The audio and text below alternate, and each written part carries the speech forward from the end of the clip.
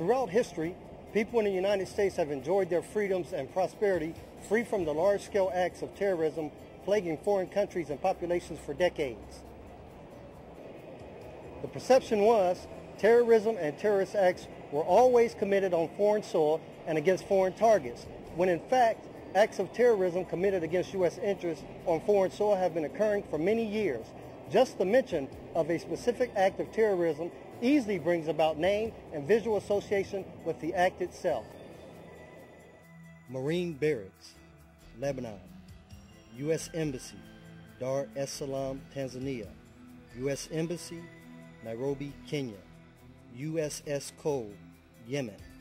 Pan Am Flight 103, Lockerbie, Scotland. For most Americans, these incidents are synonymous with acts of international terrorism. Our commonly held belief was that the United States was insulated from this kind of large-scale foreign terrorism. It was always something that happened to other people in other countries. But that myth was shattered on February 28, 1993, when terrorists drove a rented van into the basement parking area of the World Trade Center and detonated a 1,200-pound bomb in their attempt to topple the Twin Towers. 6 people died and over 1,000 were injured. Our perception of safety and security from terror attacks on U.S. soil was forever changed on that day. No longer is it just a foreign problem happening thousands of miles away. It is here and it is now. The Pentagon, New York City, 9/11. America had finally suffered its loss of innocence. Terrorism arrived in its most lethal form on U.S. soil. Americans also discovered the threat did not always have to originate from a foreign source. Muir Federal Building, Oklahoma City. Olympic Park bombing, Atlanta, Georgia. Atlanta abortion clinic bombings. Whether it is foreign or domestic, no one can be certain where the next terrorist event will take place. Just ask the citizens of Oklahoma City. Who would have ever thought the largest single act of terrorism on U.S. soil prior to 9/11 would have occurred there? We now know that terrorists, foreign or domestic, can strike anywhere at any time, and Michigan is not immune. Prior to the bombing of the Muir Federal Building, the largest single act of domestic terrorism occurred in the state of Michigan. On May 18, 1927, Andrew Kehoe, former treasurer of the Bath Township Consolidated School District, detonated hundreds of pounds of dynamite in the basement of the Bath Township School. In all, 45 people, students and teachers, died in the blast. The toll could have been worse, but nearly 500 pounds of dynamite did not detonate as planned. Public safety agencies across the country continue to plan, prepare, and train to meet the ever-increasing demands history has now thrust upon us. Without this preparation and training, our ability to meet the demands of the communities we serve may be compromised. In all of the previously mentioned incidents, there is a common link: explosives. Whether it is a truck bomb that brings down an embassy or an IED that brings down a schoolhouse in 1927, explosives continue to be an integral tool for the terrorists. Our primary goal is to prevent terrorist attacks within the United States. However, should an incident occur, emergency responders must have proper training and equipment to effectively minimize the loss of life, injury, and property. This video will present information at the awareness level designed to provide you with the basic information concerning explosive and incendiary devices that could be used as terrorist weapons. We will be focusing on 4 main areas of instruction. 1. Defining and identifying explosives and their uses and dangers. 2. Secondary devices. 3. Pre-detonation response. And 4. Post-detonation response. It is important that you, the first responder, remember 3 critical things. Don't approach a suspected explosive device or homicide bomber suspect. Don't touch a suspected explosive device or suspicious package. Secure the scene from secondary devices and protect personnel. If you have not had previous training in explosives, You probably are not familiar with terms commonly used to describe explosive materials and their effects. We will spend the next few minutes discussing these definitions. Energetic material is a material that can undergo an exothermal chemical reaction, rapidly releasing a large amount of energy. This can occur in fractions of a second, and the reactions turn solids and liquids into superheated gases almost instantaneously.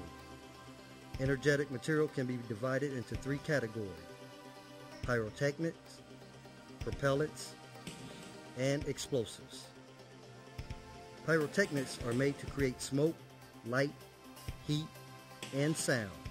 We know them as fireworks, but they are also road flares and smoke grenades.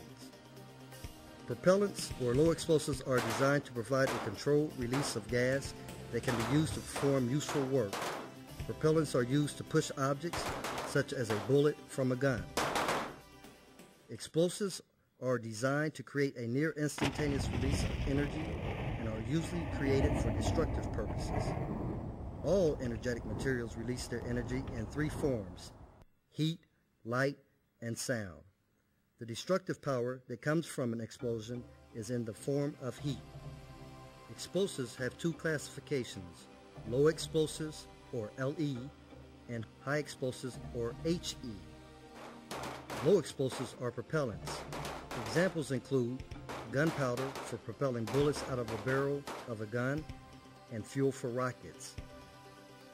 They are designed to give a controlled release of energy and produce gas output.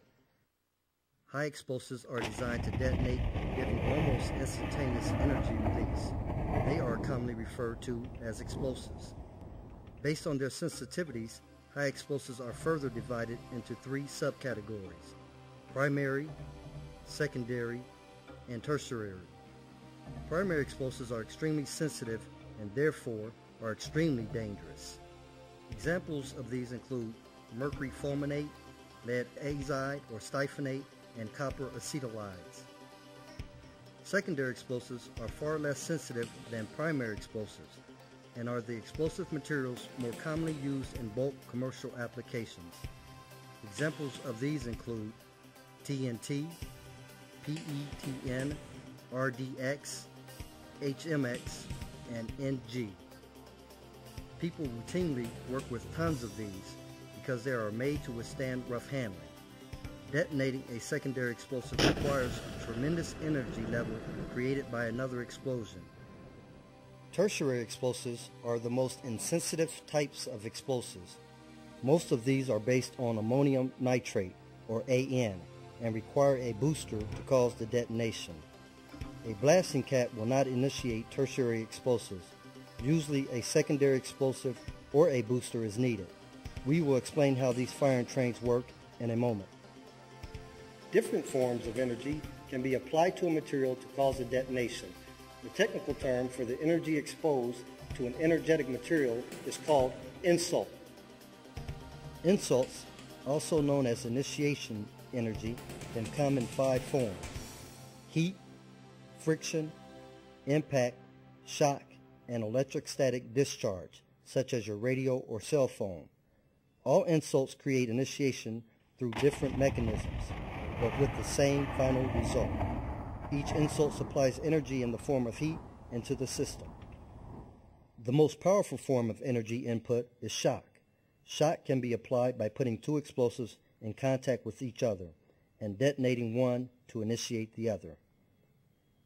In a firing train, as the one seen here, a small insult creates a series of increasingly larger detonations. Now that we have explained explosives, insults, and firing trains, we need to explain that explosives are manufactured for military and commercial use. Primary high explosives are sufficiently powerful to cause complete instantaneous detonation of other less sensitive secondary explosives. This characteristic makes them suitable for the first step in high explosive firing trains, for use in detonations such as blasting caps and in military fuses. Secondary explosives therefore are usually used as main charges. Examples of military high explosives are TNT, PETN, RDX, HMX, and C4. Examples of commercial high explosives include nitroglycerin, dynamite, slurries or water gels, ANFO, and data sheet or FlexX. Remember, bombs and other explosives should only be handled by specially trained bomb personnel. Modern military and commercial explosives are extremely powerful and fatal. Although they can serve useful purposes, explosives can cause catastrophic events in the hands of terrorists. An improvised explosive device, or IED, is a homemade bomb that can come in any size or shape. The design is only limited to the resources and imagination of the designer. IEDs have 4 components, and we can remember this if we use the acronym PIES: a power supply, initiator, explosives, and a switch. IEDs can be package bombs, pipe bombs, ladder bombs, fertilizer-based vehicle bombs, and vest bombs for homicide bombers. Directions to create an IED can easily be found on the internet. Most domestic and international terrorists use IEDs. Both domestic and international terrorist groups target first responders like yourself with secondary explosive devices. We have learned that IEDs can come in many different shapes and sizes. It is important that when we approach any scene that we are looking for things that are unusual, such as unidentified or unattended packages. Terrorists know that the closer the IED is to the responders, the more lethal it will be. Previous incidents also show that the device may be placed off the ground to increase injury and death. If you are the initial first responder at the scene, visually check the immediate area around your vehicle. Anticipate secondary devices and manage the scene effectively.